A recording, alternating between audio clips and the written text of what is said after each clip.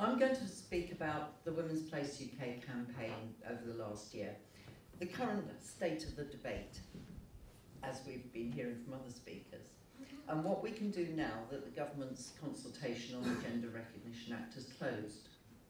Women's Place UK formed in September 2017 to ensure that women's voices are heard and our right to single-sex spaces upheld in relation to proposed changes to the Gender Recognition Act. As campaigners, our backgrounds are in the trade union, labour and social movements. We started just with a Twitter and Facebook page, not even a website. We thought this would be a short campaign to alert politicians to the questions we wish to raise about the proposed changes.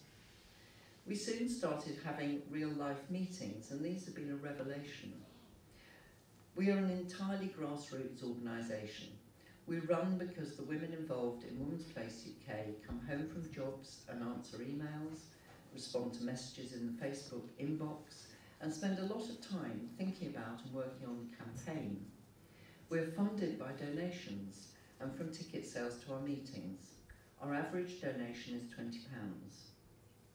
I stress these simple things because at one level, this is no different from the nuts and bolts of so many feminist and other political campaigns. Where this campaign differs is the environment in which it's taking place. Our meeting venues can't be advertised openly. Those of us involved with Women's Place UK, and even supporters who have done nothing more than retweet us, are accused of transphobia. Jobs have been threatened, and we face a constant stream of lies and smears designed to delegitimise our demands. Campaigning in this environment is unlike any other campaign I've been part of. It affects the ability to campaign openly, and it is very frustrating.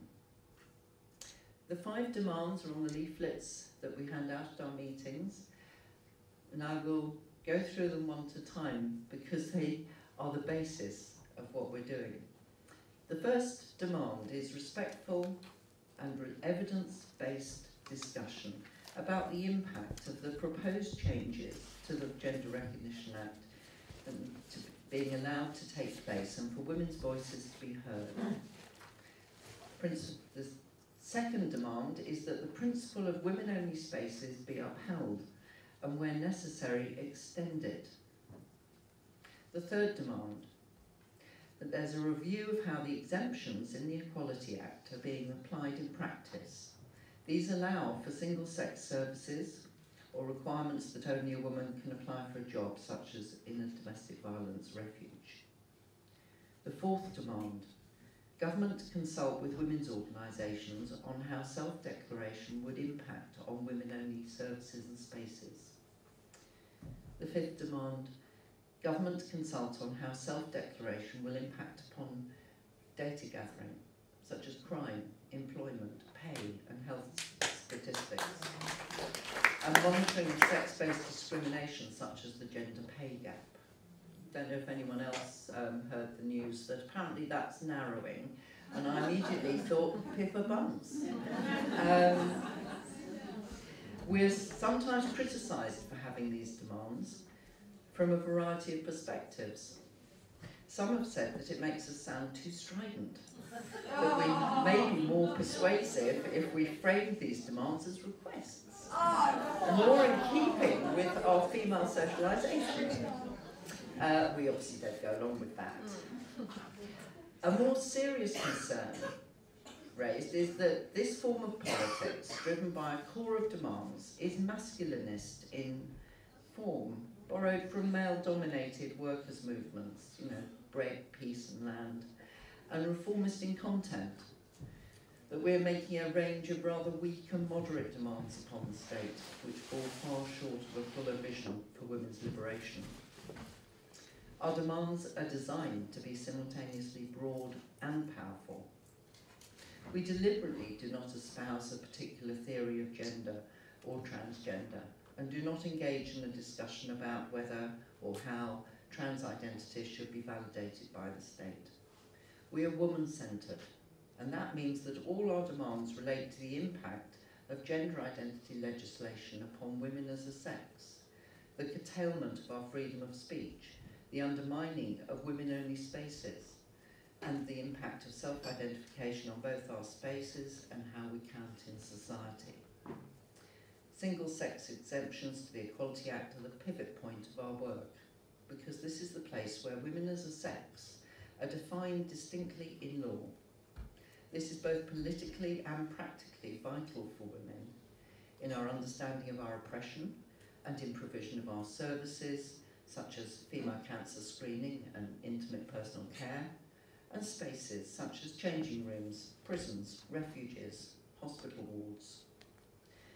We have had a lot of abuse and accusations thrown at us, and this has served us well to remind others and ourselves on a regular basis of our demands. It reminds us that this is who we are, this is what we stand for, this is what we want. Our Twitter account is a voice of calm reason, and that drives our detractors mad. It exposes, in fact, the lack of rational argument posed against us, at least in the context of social media, and the wish of trans rights activists to shut down reasonable debate. We are proud to have been described on Mumsnet as savvy, assertive, unfailingly courteous, but taking no shit. It's important because this is an area of debate where it's easy to get dragged down into the mud, and that works directly against the goal of reaching wider audiences of women who are understandably put off by what feels toxic. And it also works against influencing organisations, policymakers and legislators. You need stamina for this work, and that means sisterhood and comradeship. Because of the almost impossible environment we're in, we have to operate through networks of trust. Conventional membership organisations are entirely unsuited for an area of work where so many women are afraid to be identified and where disruption and sabotage are legitimised by our political opponents. You need creativity to sustain you in this work. Our Women of the Day icons, which celebrate our heroines and those suggested by our supporters, are a joyful part of this, as is the fantasy merchandise. Most recently suggested Women's Place UK branded umbrellas, some of which does actually get made, and I have some of these discreet lapel badges that you can purchase afterwards. So you can spot other supporters. Indeed. Like a secret handshake. That's right, yes. Women's Place UK is one campaign amongst many that have grown up spontaneously out of a wider grassroots movement of women, and I particularly want to note two routes. The importance of Mumsnet in creating the space for women to explore ideas about sex-based rights and gender ideology, and the resurgence of radical feminist organising, and particularly the light that was shone on women's right to assembly by the attempt to shut down radical feminist conferences since from 2012. There are direct action campaigns like Man Friday and #StickerWoman. There are groups that, like us, organise meetings. There's a brilliant Fair Pay to Women, combining research, street leafleting and social media campaigns. How many of us here tonight have been out leafleting? Yes.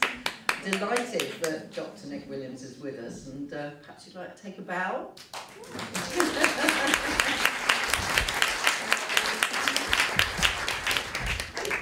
I'm also aware that we have someone who's very eager to define the word woman, but is having to wear it on her chest.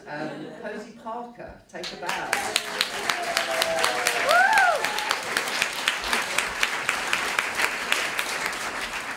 We, the broad movement of which Women's Place UK is a part, are diverse in our approaches and the areas in which we work. And this is a major strength of the grassroots to which we relate. Some say we need to be united in some kind of single organisation, or that we should not state differences that we have. I've even heard suggested that a woman's political party might actually knows what a woman is, should be called. But surely that would constrain the energy of this resurgent women's liberation movement. We need coalition. consensus can follow. When we lobby MPs and government, Women's Place UK advocate for our published demands, for which we have found wide support. At our 17 meetings so far, reaching over 2,500 people, mostly women, through our social media accounts with 12,500 followers on Twitter and almost 5,000. How many is it now? 13,000. 13,000, so going up. And almost 5,000 on Facebook. And through the constant correspondence we have with the extraordinary women from all walks of life who share with us their heartfelt and urgent concerns. It's this relationship with our supporters who have taken up our campaign and made it what it is, which sustains us. We're keeping our eyes on the prize to ensure our demands are met.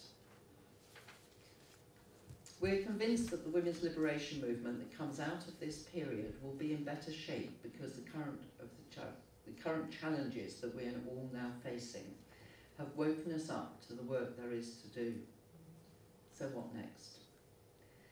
The government certainly received rather more responses to their consultation than they bargained for. The work has begun on collating and analysing those responses. The tricky bit will be to interpret the responses in relation to proposing amendments to the Gender Recognition Act without undermining the protected characteristics enshrined within the Equality Act. At the start of this campaign, we were told there is no debate.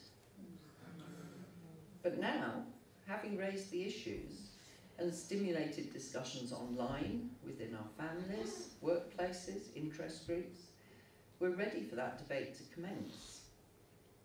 The debate will take place within both houses of Parliament, so we must continue to engage with MPs and within our political parties. Women's concerns must be heard and responded to fully and adequately. We will not be mushroomed any longer.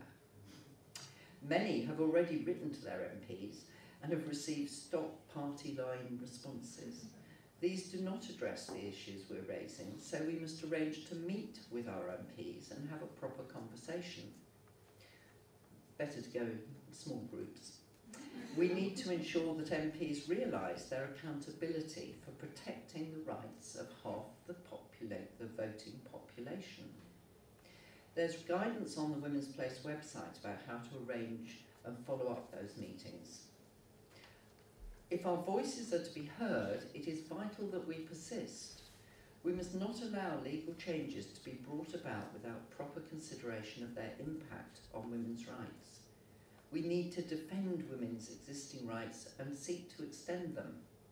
We have a right to single-sex spaces and service provision under the Equality Act. Where there is lack of clarity within existing legislation, for instance with regard to invoking the allowed exemptions, this must be worked through and resolved by our elected representatives at all levels rather than by the courts. Badly framed legislation helps nobody.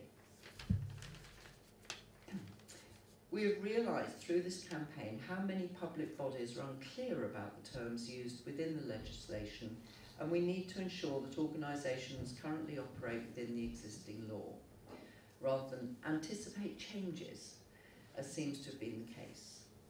We need to hold them to account. We need to write letters. It is 100 years since some women achieved the right to vote. The best way to honour that political milestone is to ensure that our voice is listened to and heard by the political establishment. It is our right to do so. Now is the time to think about how you can raise your concerns with others through personal conversations and submitting articles to local press, writing letters, contacting your council. Particularly, ask them what they are planning for International Women's Day 2019. Remind the state that women have a vote, locally and nationally. Organise a meeting. It can be as small or as big as you want. We can help. We wouldn't be here this evening if we'd not been invited by the local organisers and had the offer of this venue by our host tonight. Thank you to all who have taken part in the campaign and responded to the government consultation. Thank you to the local organisers who arranged this meeting and to our host Chapel Arts. Most of all, thank you for coming tonight. We must not be complacent. Women's rights must be defended. Our work is just beginning.